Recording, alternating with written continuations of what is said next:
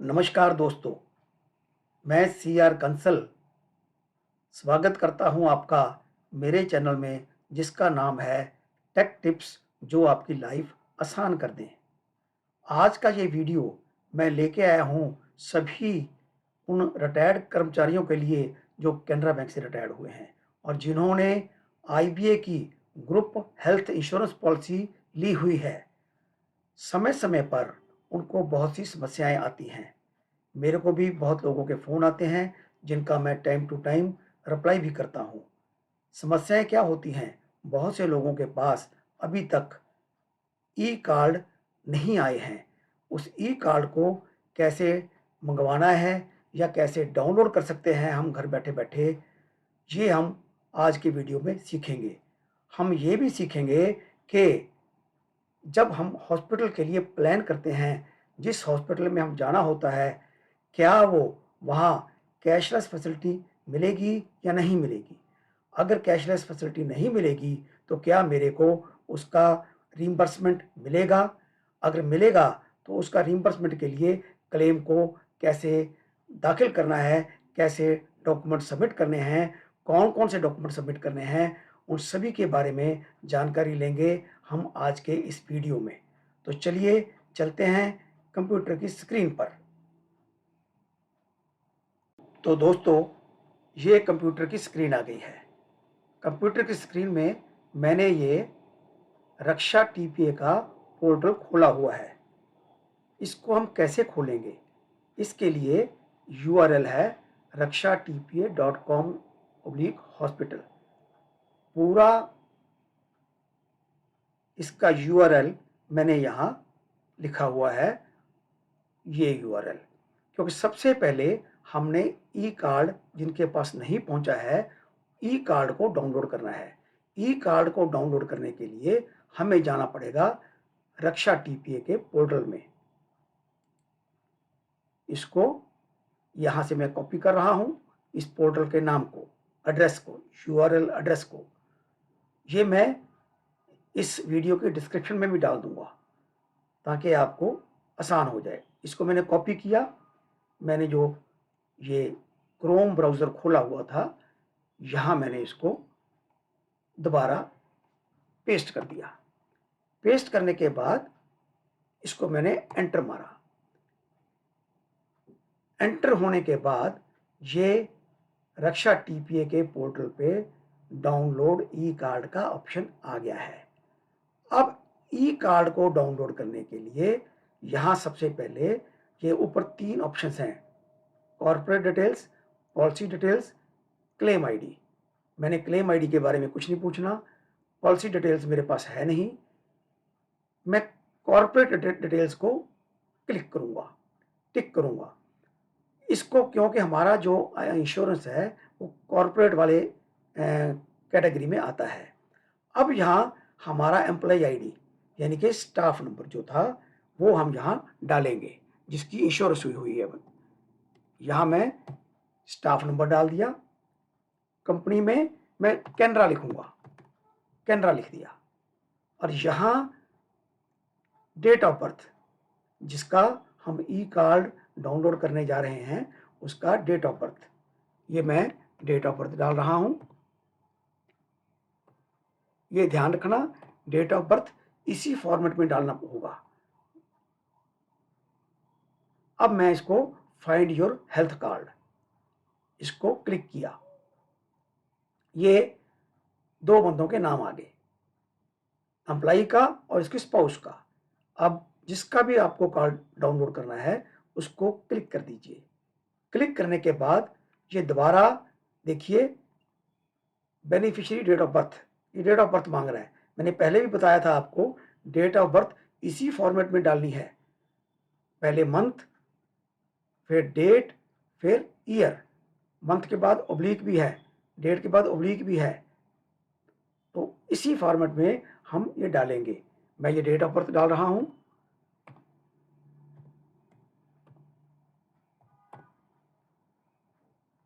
इसको वेरीफाई करना है। इनवैलिड डेट ऑफ बर्थ आ गई है, शायद मैंने गलती कर दी। अब मैं दोबारा डाल रहा हूं।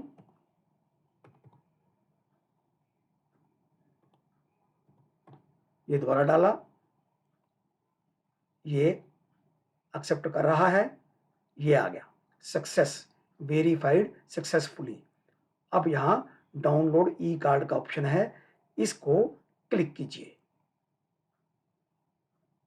क्लिक करने के बाद ये यहाँ ई कार्ड डाउनलोड होके आ गया है मेरे डाउनलोड के फोल्डर में।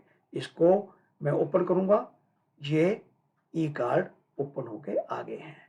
ये दोनों के, एम्प्लॉय का भी और इसके स्पाउस का भी, ये दोनों कार्ड ई कार्ड जनरेट हो गए हैं। इनको अपने पास आप सेव कीजिए और कभी भी आपको ज़रूरत पड़ती है तो इसको हैंडी रखिए और हॉस्पिटल में दिखाना होता है। अभी हमारा नेक्स्ट स्टेप हम क्या सीखेंगे? ई कार्ड हमने डाउनलोड कर लिया।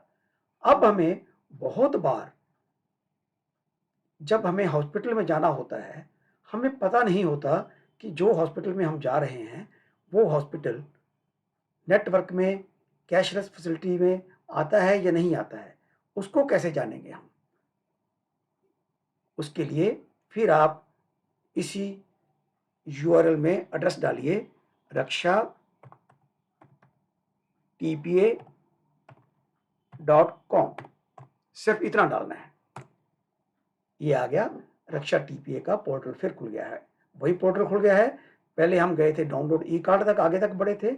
अब हम सिर्फ हमने रक्षा का पोर्टल खोला है। इसमें बहुत इंफॉर्मेशन है जो आपको समय समय पर काम आएगी।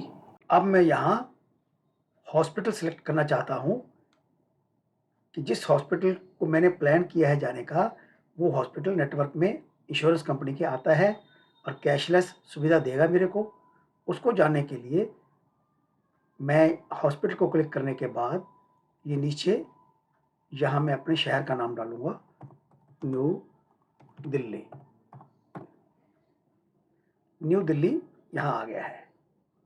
अब नेक्स्ट वो मेरे से पूछ रहा है सेलेक्ट इंश्योरर। इंश्योरर इस केस में है नेशनल इंश्योरेंस कंपनी लिमिटेड, इसको सिलेक्ट करना है।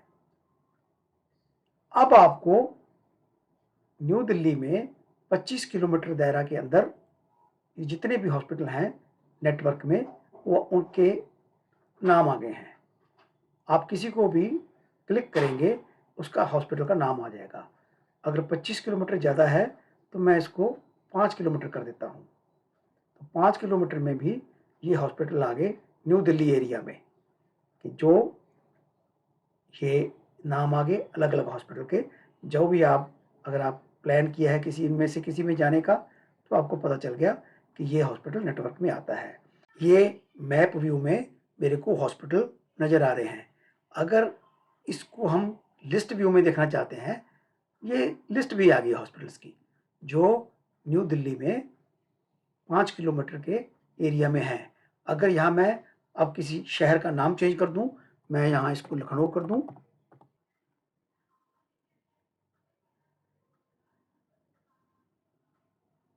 ये लखनऊ के हॉस्पिटल आ गए हैं सारे। ऐसे ही अगर आप मान लीजिए सिटी वाइज अगर आप सेलेक्ट करना चाहते हैं तो ऐसे आ जाएंगे। अब मैं न्यू दिल्ली में किसी हॉस्पिटल के नाम से देखना चाहता हूँ। मैं तो अपोलो में जाना चाहता हूँ। क्या अपोलो इसमें है? ये आ गया अपोलो का, अपोलो हॉस्पिटल्स। जितने अपोलो हॉस्पिटल्स यहाँ नज़दीक हैं उन सभी की लिस्ट आ गई है। ये सभी की लिस्ट आ गई है। इंद्रप्रस्थ अपोलो है, ये है, ये है। अगर मैं मान लो सर गंगाराम में जाना चाहता हूँ तो यहाँ सर गंगाराम, ये सर गंगाराम हॉस्पिटल का नाम आ गया। ये भी नेटवर्क में आता है। अब हमने हॉस्पिटल सेलेक्ट कर लिया है। हॉस्पिटल जाते वक्त हमने क्या क्या फॉर्मेलिटीज़ पूरी करनी है, क्या क्या लेके जाना है, उसके लिए भी इन्होंने अपने पोर्टल पर ये प्रोसीजर दिया हुआ है। डाउनलोड क्लेम फॉर्म्स, इसमें क्लेम्स और कैशलेस का प्रोसीजर, इसके लिए इसको क्लिक कीजिए। ये सारा प्रोसीजर इन्होंने समझाया हुआ है। वैसे इसमें आपने कुछ नहीं करना। आपने, क्योंकि हॉस्पिटल नेटवर्क में है और हॉस्पिटल में टीपीए डेस्क भी होता है, आपने जो अपना और जो पेशेंट है उसका कोई आईडी कार्ड, आधार कार्ड साथ में लेके जाना है और ये जो टीपीए का कार्ड इशू किया हुआ है, मेडिक्लेम का कार्ड इशू किया हुआ है, ये दोनों लेके जाने हैं। उसके बाद अपने आप वो टीपीए ये फॉर्मेलिटीज़ पूरी करेगा, टीपीए फॉर्म भरेगा, क्ले एडमिशन की इंटीमेशन देगा, नेटवर्क उसको टीपीए को, और उसके बाद टीपीए से कोई क्वेरीज आएंगी। अगर हॉस्पिटल ने रिप्लाई करना है तो हॉस्पिटल रिप्लाई करेगा। अगर उसने कुछ क्लैरिफिकेशंस आपसे मांगनी है तो आप उसको प्रॉम्प्टली उसकी क्लैरिफिकेशन का जवाब दीजिए, ताकि आपका इनिशियल अप्रूवल आपको टीपीए भेज देगा हॉस्पिटल को। उसके बाद जब इनिशियल अप्रूवल आ जाता है, फिर आपके लिए कोई प्रॉब्लम नहीं है। आप अगर 2 दिन का 1 दिन का स्टे है हॉस्पिटल में, 5 दिन का स्टे है हॉस्पिटल में, टाइम टू टाइम जो अप्रूवल का अमाउंट हॉस्पिटल बढ़वाता रहता है, सैंक्शन ज़्यादा लेता रहता है, and at the time of discharge फिर आपको कैशलेस ही आपका ये सैंक्शन हो जाएगा। हो सकता है कोई थोड़ा बहुत डिफरेंशियल अमाउंट हो आपको देना पड़े। ये हो गया कैशलेस का प्रोसीजर। अब आप सोचेंगे कि ये तो कैशलेस हॉस्पिटल है। अगर मान लो कोई आपको किसी ऐसे हॉस्पिटल में जाना पड़ता है जो नेटवर्क में नहीं आता है, तो क्या उसका क्लेम नहीं मिलेगा? नहीं, उसका भी क्लेम मिलेगा। उसके लिए आपको ये रिइंबर्समेंट का फॉर्म भरना है।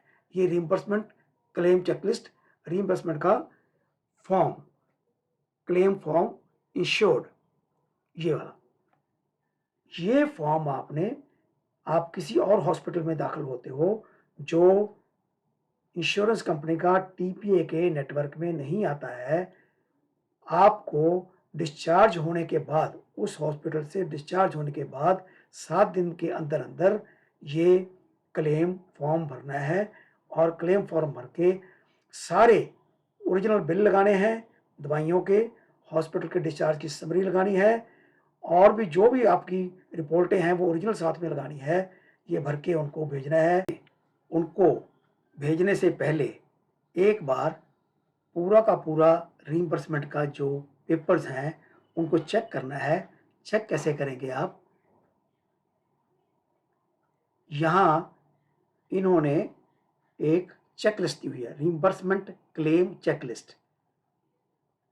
इसमें सब कुछ लिखा हुआ है कि आप ये भेजना है कॉपी ऑफ इंटीमेशन, क्योंकि अगर आपने नेटवर्क हॉस्पिटल के अलावा किसी हॉस्पिटल में दाखिल होते हो, वहाँ भी आपने एडमिशन होने के बाद 24 घंटे के अंदर-अंदर आपको टीपीए को इंटीमेट करना है कि यहाँ-यहाँ हमने पेशेंट को एडमिट करवाया है। तो उसके बाद फिर पूरा का पूरा क्लेम फॉर्म फिल करना है, duly filled and signed claim form. उसके साथ सारे डॉक्यूमेंट इन्होंने लिस्ट किए हैं। ये आप अपने क्लेम फॉर्म के साथ चेक कर लेना, ये आपने सारे डॉक्यूमेंट लगाए होने चाहिए। अब आपने रिइंबर्समेंट का फॉर्म भर लिया है, चेक लिस्ट के साथ चेक कर लिया है, और भेजना कहाँ है? भेजने के लिए इन्हीं की वेबसाइट के ऊपर, इन्हीं के पोर्टल के ऊपर ये कॉन्टैक्ट के पॉइंट को क्लिक करेंगे तो सभी लोकेशंस के एड्रेस आ गए हैं। जो भी आपके नज़दीक लोकेशन है, तो उस लोकेशन के ऊपर आपको ये फिज़िकली थ्रू रजिस्टर्ड पोस्ट या कोरियर के थ्रू इनको भेज दीजिए। आपको कुछ ही दिनों में सैंक्शन आ जाएगी। तो दोस्तों, आज हमने सीखा कैसे IBA group health insurance policy के अंडर जो इंश्योरेंस ली हुई है कैनरा बैंक के रिटायर्ड भाइयों और बहनों ने, उनको ई कार्ड कैसे डाउनलोड करना है, नेटवर्क हॉस्पिटल को कैसे ढूंढना है, कैशलेस फैसिलिटी जो देते हैं। अगर कोई हॉस्पिटल नेटवर्क में नहीं आता है तो उनका क्लेम, रिइंबर्समेंट क्लेम कैसे हम सबमिट कर सकते हैं और कहाँ सबमिट कर सकते हैं। मैं उम्मीद करता हूँ मेरा ये आज का वीडियो आपको बहुत पसंद आया होगा। अगली बार मिलेंगे एक नए वीडियो में नए टॉपिक के साथ। तब तक बहुत बहुत धन्यवाद।